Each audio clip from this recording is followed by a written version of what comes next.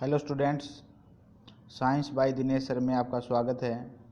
हम पढ़ रहे हैं जीव विज्ञान के महत्वपूर्ण प्रश्न जो पिछली परीक्षाओं में आ चुके हैं। तो आज ये दूसरी वीडियो है। इससे पहले वाले वीडियो में हम इससे पहले वाले 9 प्रश्न देख चुके हैं। तो आइए स्टार्ट करते हैं 10वें प्रश्न से। तो क्या है कि जनन अक्षमता की कमी होती है। जनन अक्षमता की कमी किस विटामिन के कारण होती है? ऑप्शन ए विटामिन ए की कमी से, बी की कमी से, के की कमी से या ई की कमी से। तो आंसर है पुरुष एवं महिलाओं में जनन अक्षमता की कमी विटामिन ई की कमी के कारण होती है। विटामिन ई की कमी के कारण। दूसरा बताया इसमें जो विटामिन होते हैं वो दो तरह से डिवाइड कर रखे हैं, पानी में घुलनशील विटामिन और वसा में घुलनशील विटामिन। पानी में जो विटामिन घुल जाते हैं वो हैं बी और सी विटामिन।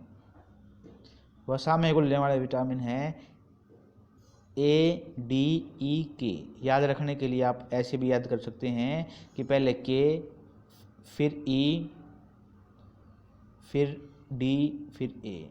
मतलब कि कीड़ा विटामिन है जो वो कीड़ा विटामिन घुलता है वसा के अंदर, और बी और सी विटामिन घुलता है पानी के अंदर। इनमें से आप एक को याद कर लो, दूसरा अपने आप याद हो जाएगा। उसके बाद प्रश्न नंबर 11, विटामिन की खोज किसने की? विटामिन की खोज की थी सी फंक ने। सी फंक या फंक लिखा हुआ ऑप्शन में, इसका नाम था कैसिमिर फंक। उसके बाद है डीएनए में होते हैं। डीएनए में क्या होते हैं? डीएनए में न्यूक्लियोटाइड से बने होते हैं। आपने ये याद रखना है, डीएनए के ऊपर एक पूरी वीडियो आएगी। अगर अब आप यहाँ से पढ़ोगे तो आप पजल हो जाओगे। तो उसके बाद है प्रश्न नंबर 13। क्या है प्रश्न नंबर 13 में? कौन सा कार्बोहाइड्रेट मोनोसैकराइड है? मोनोसैकराइड का मतलब है कि वो एक ही तरह की यूनिट से बना हुआ है। कौन सा कार्बोहाइड्रेट मोनोसैकराइड है? सुक्रोज, ग्लूकोज एवं फ्रुक्टोज, गलैक्टोज या उपरोक्त सभी। तो ऑप्शन बी ग्लूकोज एवं फ्रुक्टोज कार्बोहाइड्रेट मोनोसैकराइड ग्लूकोज एवं फ्रुक्टोज हैं। और गलैक्टोज होता है जो ऑप्शन सी में दे रखा है, ये भी क्या है? मोनोसैकराइड है। मोनोसैकराइड का मतलब है ये एक ही तरह की यूनिट से मिलके बने हुए हैं। कार्बोहाइड्रेट डाइसैकराइड के अंतर्गत, मतलब क्या है? जो डाइसैकराइड हैं जो दो तरह की यूनिट से मिलके बने हुए हैं वो माल्टोज, सुक्रोज एवं लैक्टोज होते हैं। उसके बाद है पॉलीसैकराइड जो दो से अधिक तरह की यूनिट से मिलके बने होते हैं। स्टार्च, ग्लाइकोज एवं सेलुलोज काइटिन होते हैं। उसके बाद है प्रश्न नंबर 14, यकृत जो हमारा लीवर होते हैं द्वारा बनाया बाइल या पित्ताशय में किस द्वारा पहुंचता है? तो एक ध्यान दीजिए, जो लीवर होता है हमारा वो लीवर बनाता है बाइल जूस, मतलब कि पीत रस। पीत रस क्या करता है? जो हम वसा खाते हैं, मतलब कि तेल या चिकनाई घी वगैरह खाते हैं, उसको तोड़ता है छोटे टुकड़ों में ताकि वो हमारे शरीर में पच सके। तो लीवर बनाता है, उसका नाम है पीत या बाइल जूस। और उसको स्टोर कौन करता है?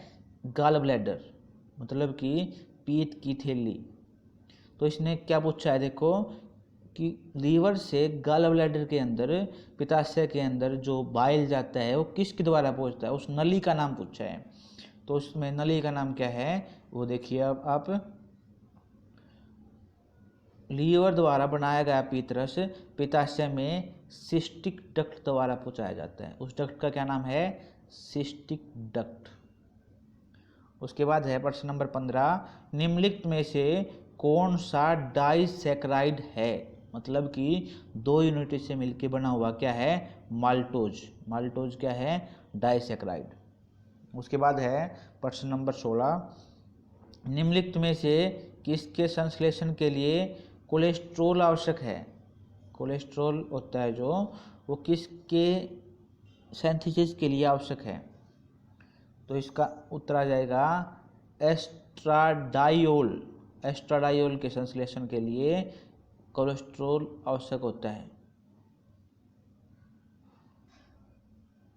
ऑप्शन में दे रखा है इंसुलिन, इंसुलिन दे रखा है। तो इंसुलिन क्या होता है? इंसुलिन एक हार्मोन होता है जो हमारा अग्नाशय से निकलता है, और इंसुलिन की कमी में मधुमेह, डायबिटीज अथवा शुगर बोलते हैं वो बीमारी हो जाती है।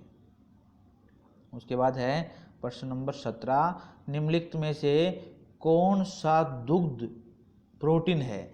मतलब कि कौन सा दूध में पाया जाने वाला प्रोटीन है? तो नंबर 1 लैक्टोजन, बी मायोसिन, सी केसिन और डी रेनिन। तो देखिए, जो दूध के अंदर मिलता है उस प्रोटीन को बोलते हैं केसिन। क्या बोलते हैं? केसिन। दूध के अंदर प्रोटीन मिलता है, केसिन बोलते हैं।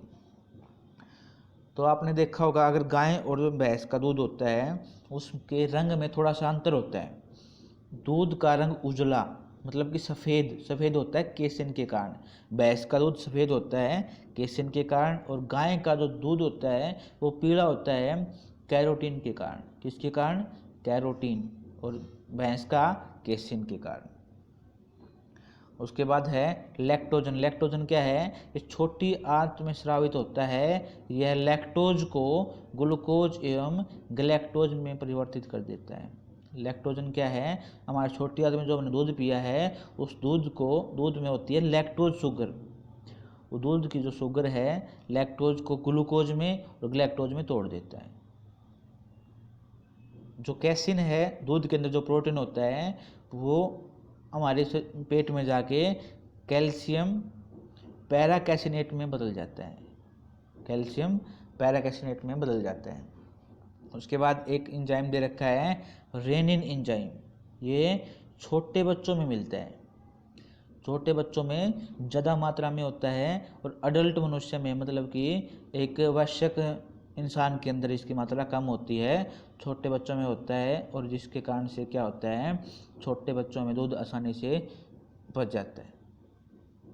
उसके बाद है क्वेश्चन नंबर 18, आहार नाल के किस भाग में प्रोटीन्स का अमीनो अम्ल में डिग्रेडेशन या निम्नीकरण होता है? मतलब जो हमारी आहार नाल है, हम जो भोजन खाते हैं जहाँ से जाता है, तो वो भोजन कहाँ पे जाके, प्रोटीन का भाग कहाँ पे जाके टूटता है? तो इसका आंसर आ जाएगा छोटी आंत। छोटी आंत में अमीनो अम्ल का डिग्रेडेशन होता है, मतलब कि जो प्रोटीन हमने खाए हैं वो छोटी आंत में जाके टूट जाते हैं। छोटी आंत में स्रावित एंजाइम ट्रिप्सिन प्रोटीन को पेप्टोन्स एवं पॉलीपेप्टाइड्स को अमीनो एसिड्स में परिवर्तित कर देता है। मतलब आपने याद रखना है कि छोटी आंत के अंदर प्रोटीन्स का डिग्रेडेशन होता है। उसके बाद है नेक्स्ट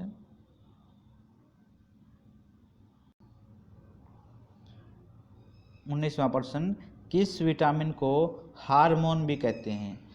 तो आंसर है विटामिन डी। विटामिन डी को हार्मोन भी कहा जाता है।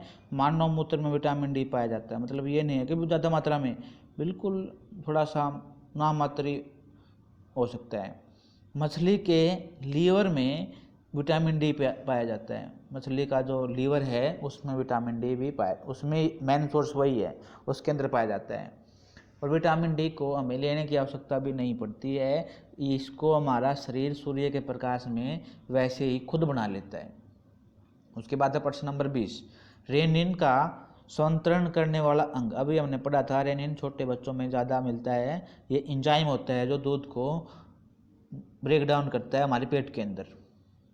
तो इसका आंसर है रेनिन का सिक्रेशन स्टमक द्वारा होता है, मतलब पेट के अंदर होता है। और किडनी के बारे में बताया है, मनुष्य में किडनी की संख्या 2 होती है, 2 किडनी होती हैं। इनमें यूरिया बनता है। यूरिया जो खाद डालते हैं ना, वही हमारे शरीर में यूरिया बनता है। मतलब कि ये अलग कर देते हैं खून में से, रक्त में जो गंदे पदार्थ होते हैं उनसे यूरिया बना के ये यूरिन के थ्रू पास आउट कर देते हैं। किडनी के फंक्शनल यूनिट इकाई को नेफ्रॉन कहते हैं। जैसे हमारे शरीर की इकाई क्या है, कोशिका है, कोशिका से मिलके हमारा शरीर बना हुआ है। तो किडनी किस चीज़ से बनी हुई है, नेफ्रॉन से। उसके बाद प्रश्न नंबर 21, मनुष्य के शरीर में निष्क्रिय अंग का समूह कौन सा है? निष्क्रिय अंग कौन से हैं? तो इसका आंसर है सी, मनुष्य के शरीर में निष्क्रिय अंगों का समूह निमेषक पटल, कर्मी रूप, परिशोषिका, कर्णपेशियां और कोक्सीय अस्थि हैं। वेस्टिजियल ऑर्गन क्या होते हैं? वे अंग जो हमारे पूर्वजों में कार्यरत थे लेकिन अब हमारे शरीर में उनका कोई कार्य नहीं है, ऐसे अंगों को वेस्टिजियल ऑर्गन कहते हैं। ये आपने चारों अंग याद करने हैं, निमेषक पटल, कर्मी रूप, परिशोषिका, कर्णपेशियां और कोक्सीय अस्थि। कोक्सीय अस्थि मतलब कि जैसे आप समझ सकते हैं, जो पूंछ होती है, पूंछ वाली बोन, टेल बोन बोलते हैं। पहले मनुष्य को पूंछ होती थी, तो आजकल नहीं है। तो ये पहले वाले अंग हैं जो पहले काम करते थे, आजकल काम नहीं करते, ये आपने याद करने हैं। उसके बाद है प्रश्न नंबर 22, पुनरुद्भवन, रीजनरेशन मिलता है। रीजनरेशन का मतलब क्या है कि कोई भी पार्ट है, अगर जैसे छिपकली में देखा होगा आपने, पूंछ टूट जाती है दोबारा उग जाती है, तो रीजनरेशन होता है दोबारा से उगना। तो इसमें पुनरुद्भवन, रीजनरेशन किस में मिलता है? कॉकरोच में, खरगोश में, मक्खी में, प्लेनेरिया में। तो आंसर है प्लेनेरिया में रीजनरेशन की क्रिया देखने को मिलती है। अभी हमने वेस्टिजियल ऑर्गन पढ़ा था 21वें प्रश्न में, अब दे दिया इसने समवर्ती अंग या एनालोगस ऑर्गन। एनालोगस ऑर्गन कौन से होते हैं? एनालोगस ऑर्गन हैं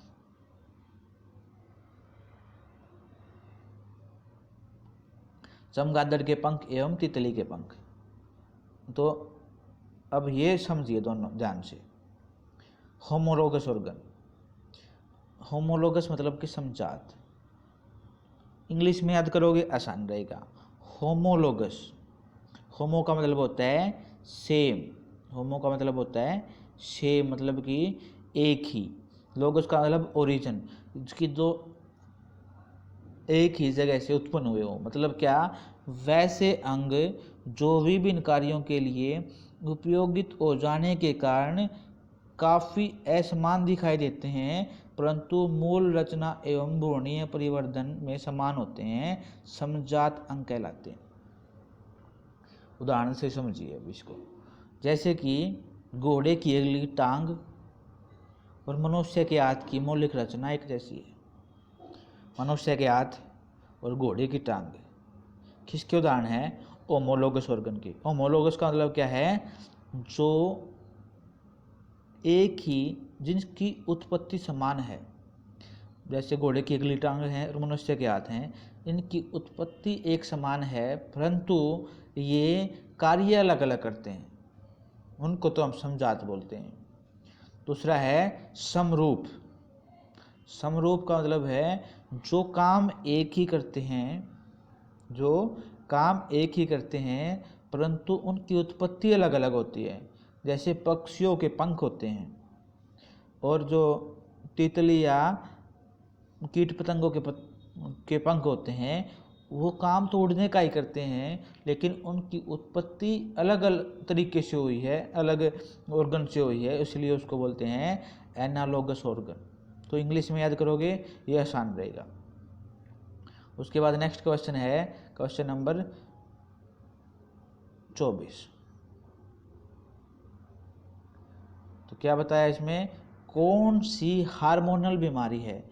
ये 4 बीमारी लिख दी हैं, कौन सी हार्मोन के कारण होती है? ए जुखाम, बी गेंगा, सी ट्यूबरकुलोसिस मतलब कि टीबी, डी लेप्रोसी, लेप्रोसी मतलब कि कोड। तो आंसर है हार्मोन की कमी से गेंगा रोग होता है, गोइटर। थायराइड ग्लैंड जो गले में होती है, से स्रावित थायरोक्सिन हार्मोन की कमी से गेंगा रोग होता है।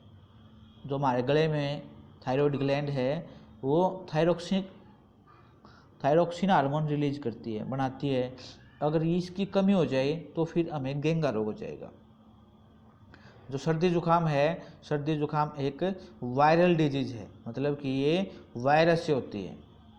उसके बाद है ट्यूबरकुलोसिस, मतलब टीबी या अक्षय रोग। यह रोग माइकोबैक्टीरियम ट्यूबरकुलोसिस नामक बैक्टीरिया से होता है। नाम देखो क्या, ट्यूबरकुलोसिस, बैक्टीरिया जिससे होता है उस बैक्टीरिया के नाम में ट्यूबरकुलोसिस आता है। माइकोबैक्टीरियम ट्यूबरकुलोसिस नामक बैक्टीरिया से होती है ये बीमारी, इसका नाम ट्यूबरकुलोसिस है, अक्षय रोग। इसके लिए एक टीका लगाते हैं, उस टीके को बोलते हैं BCG का टीका। मतलब टीबी है जिसको, उसको टीका लगेगा BCG, बैसिलस कैलमेट यूरिन। ये आपको याद करने की आवश्यकता नहीं है, सिर्फ BCG का टीका याद करना है। उसके बाद है लेप्रोसी। लेप्रोसी मतलब कि कोढ़ या कुष्ठ। माइकोबैक्टीरियन लेप्रेसी नामक बैक्टीरिया से होता है। नाम लेप्रोसी, लेप्रे बैक्टीरिया का नाम हो गया है। इसकी रोकथाम के लिए MDT, मल्टी ड्रग थेरेपी दवाओं का प्रयोग किया जाता है। ठीक है। उसके बाद है क्वेश्चन नंबर 26-25, डार्विनिज्म क्या होता है। जो डार्विन था उसने एक थ्योरी दी थी जिसको डार्विनिज्म कहते हैं। तो क्या था देखते हैं। प्राकृतिक चयन का सिद्धांत डार्विनिज्म है। Origin of species by natural selection पुस्तक की रचना चार्ल्स डार्विन ने की थी। तो प्राकृतिक चयन का जो सिद्धांत है वो डार्विन ने दिया था, और उस प्राकृतिक चयन के सिद्धांत को ही डार्विनिज्म बोलते हैं। और ये आ जाए सवाल कि origin of species by natural selection, ये किताब किसने लिखी थी, ये डार्विन ने लिखी थी। और लेमार्क ने फिलोसफिक जूलॉजिक पुस्तक का प्रतिपादन किया था। लेमार्क दूसरा साइंटिस्ट था, उसने फिलोसफिक जूलॉजिक एक पुस्तक लिखी थी। उसके बाद है म्यूटेशन थ्योरी, उत्परिवर्तन का सिद्धांत हुगो डी वेरिज ने दिया था। इसके अनुसार जाति की उत्पत्ति अचानक परिवर्तन के कारण होती है। जीवों में अचानक परिवर्तन को उत्परिवर्तन कहते हैं। उसके बाद है क्वेश्चन नंबर 26, जब दो जीव एक साथ रहते हों, एक दूसरे को, एक को लाभ हो और दूसरे को लाभ न हो, तो वह क्या कहलाता है। दो जीव एक साथ रहते हैं, कोई भी दो जीव हैं एक साथ रहते हैं, तो रहने से क्या है, एक को लाभ हो रहा है, दूसरे को ना तो लाभ हो रहा है ना नुकसान हो रहा है, तो उसको क्या बोलेंगे, उसको बोलेंगे कॉमनलाइजेशन। कॉमनलाइजेशन बोलेंगे, ऑप्शन डी। जैसे कि इसका एग्जाम्पल आप सीधी भाषा में समझें, जैसे जब भैंस चरती हैं खेतों के अंदर, तो जब वो घास खाती हैं तो छोटे मोटे कीड़े मकोड़े होते हैं, जो कीट होते हैं, वो बाहर निकलते हैं घास से। तो वहाँ पे जो पक्षी होते हैं वो उनको खा लेते हैं। तो उनको तो फ़ायदा हो रहा है कि वो उनको, मतलब जो भोजन है उनके सामने आ जाता है, और भैंसों को उनके होने से ना फ़ायदा हो रहा है ना नुकसान हो रहा है, तो उसको बोलते हैं कॉमनलाइजेशन। तो दूसरा दिया है इसने प्रेडेशन। प्रेडेशन क्या होता है, इसमें लिखा रखा है, जब एक जीव दूसरे जीव को पूरी तरह से भक्षण करता है, इसमें प्रेडेशन कहते हैं। परभक्षण मतलब कि शिकार और शिकारी, जैसे गिद्ध होता है, गिद्ध चिड़िया के छोटे बच्चों को खा जाता है, तो उसको तो, गिद्ध को तो फायदा हो रहा है, भोजन मिल रहा है, दूसरे को नुकसान हो रहा है, मतलब कि उसको पूरी तरह भक्षण ही हो गया है, तो उसको प्रेडेशन कहते हैं।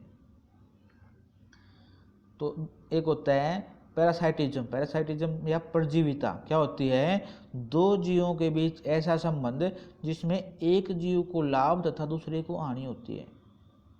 एक ने तो फायदा हो जाए, दूसरे को हानि हो जाए, उसको बोलते हैं पैरासाइटिज्म। जैसे क्या होता है, मनुष्य के सिर में जूं होती हैं, जूं क्या करती हैं, शरीर में से खून चूसती हैं, उनको तो फायदा हो गया है, मनुष्य को उसको से नुकसान होता है। जैसे किसी पेड़ के ऊपर अमरबेल होती है, अमरबेल को फायदा होता है, उस पेड़ से वो खनिज लवण और पोषक तत्व लेते हैं और उस पेट को नुकसान होता है, तो उसको बोलते हैं पैरासाइटिज्म। तो आपने ये वीडियो देखी, आपको कैसी लगी